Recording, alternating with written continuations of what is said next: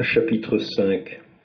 Et ils vinrent en traversant la mer dans le pays des Géraséniens. Et comme ils sortaient de la barque, tout à coup vint à lui, du milieu des tombeaux, un homme possédé d'un esprit immonde, qui faisait sa demeure des tombeaux, et personne ne pouvait plus le lier avec des chaînes, car souvent attaché avec des chaînes et des entraves, il avait rompu les chaînes et les entraves, et personne ne pouvait le dompter. Et le jour et la nuit, il était toujours dans les tombeaux et sur les montagnes, criant et se meurtrissant avec des pierres. Or, voyant Jésus de loin, il accourut et l'adora. Et criant d'une voix forte, il dit: Qu'y a-t-il entre moi et toi, Jésus, Fils du Dieu très haut? Je t'adjure par Dieu, ne me tourmente pas. Car il lui disait: Sors de cet homme, esprit immonde. Et il l'interrogeait: Quel est ton nom? Et il lui dit: Mon nom est Légion, parce que nous sommes plusieurs. Et il le priait instamment de ne pas le chasser hors de ce pays. Or il y avait là, au pied de la montagne, un grand troupeau de porcs qui paissaient. Et les esprits le priaient, disant: Envoie-nous dans ces porcs, pour que nous entrions en eux. Et Jésus aussitôt le leur permit. Et les esprits immondes, sortant du possédé, entrèrent dans les porcs. Et le troupeau d'environ 2000 se précipita impétueusement dans la mer, et ils furent noyés dans la mer. Mais ceux qui les faisaient paître s'enfuirent et répandirent cette nouvelle dans la ville et dans les champs, et on sortit pour voir ce qui était arrivé. Ils vinrent vers Jésus, et ils virent celui qui avait été tourmenté par le démon, assis, vêtu et saint d'esprit, et ils furent saisis de crainte. Et ceux qui avaient vu leur racontèrent ce qui était arrivé à celui qui était possédé du démon et aux porcs. Et ils commencèrent à prier Jésus de s'éloigner de leurs confins. Et comme il montait dans la barque, celui qui avait été tourmenté par le démon commença à le prier pour rester avec lui. Et il ne le lui permit pas. Mais il lui dit: Va dans ta maison, vers les tiens, et annonce-leur tout ce que le Seigneur a fait pour toi, et comment il a eu pitié de toi.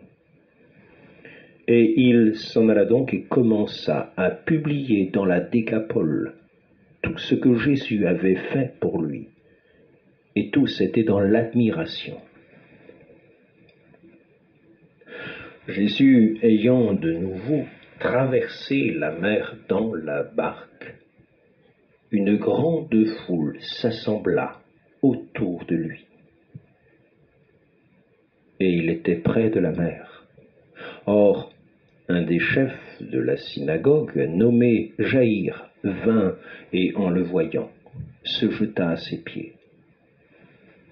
Et il le priait instamment, disant: Ma fille est à l'extrémité, venez, imposez votre main sur elle, afin qu'elle soit guérie et qu'elle vive.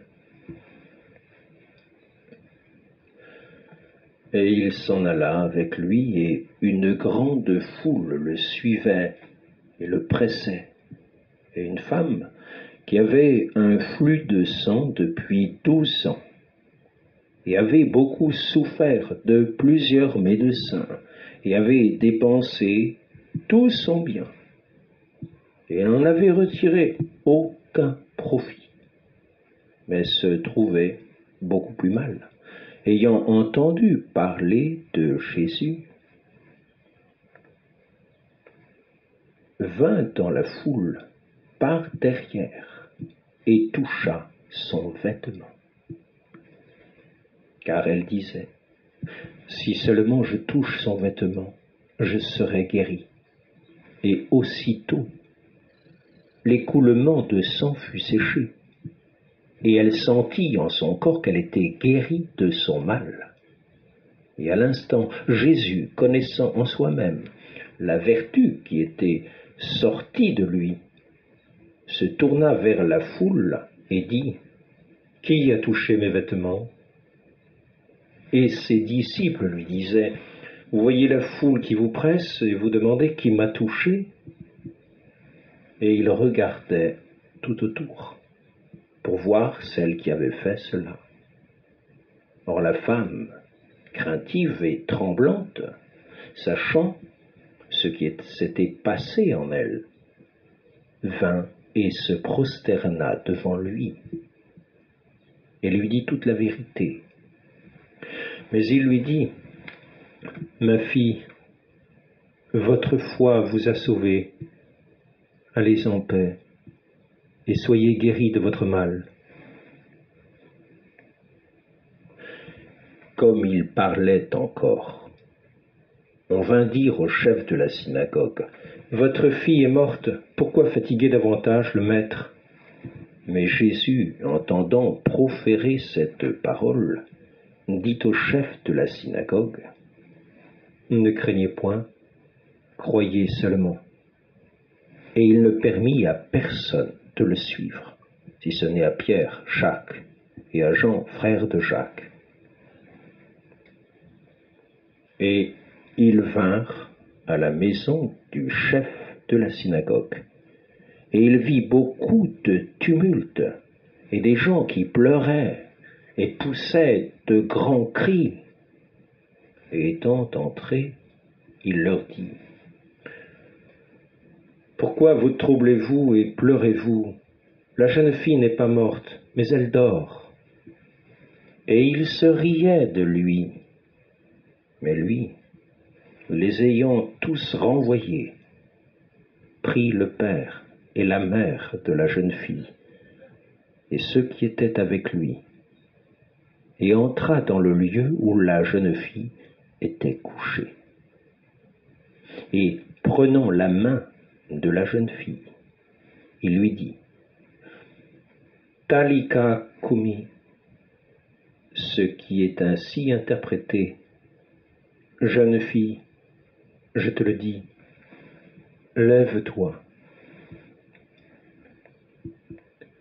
Et aussitôt, la jeune fille se leva et marcha.